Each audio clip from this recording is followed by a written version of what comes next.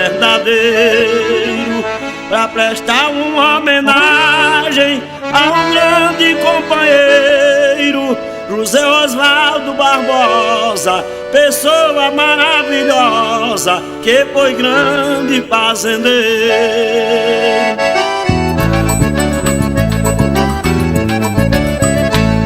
Foi ele o pai da pobreza da cidade de Elesbão. A fazenda Santa Lúcia foi seu pedaço de chão. Grande personalidade, morreu e deixou saudade, profunda recordação.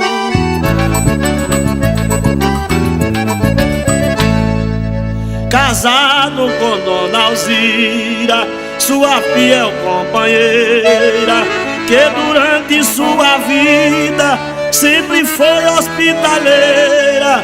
Hoje o peito amargurado, sem ter seu esposo amado, recordando a vida inteira.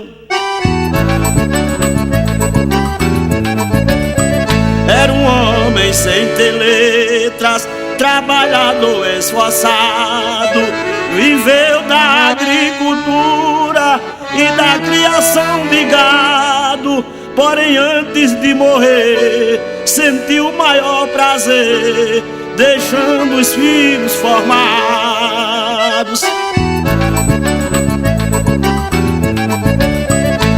Formou-se doutor Reinaldo, o craque da medicina. Doutora Maria da Cruz, pediatra e gente fina.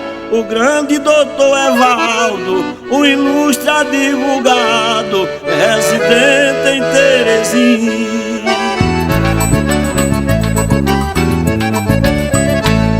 O grande doutor Ronaldo, economista e prefeito. Doutor Arnaldo é agrônomo, empresário de conceito. E a doutora Alzirinha, mulher de fibra e de linha, também formou-se em direito.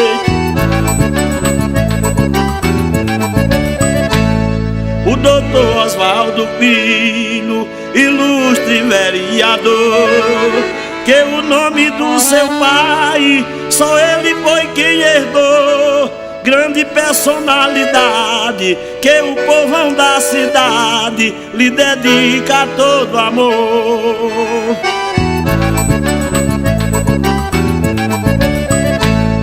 José Osvaldo partiu, deixou tristeza e saudade para a família Barbosa e o povão da cidade.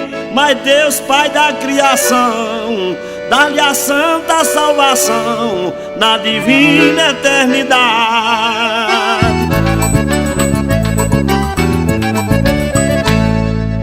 Falei de José Osvaldo, pessoa maravilhosa.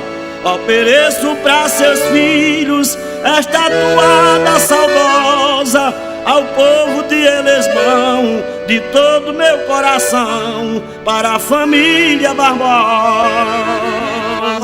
Essa vai pra fazenda Santa Lúcia, lá em Elesbão Veloso, no Piauí.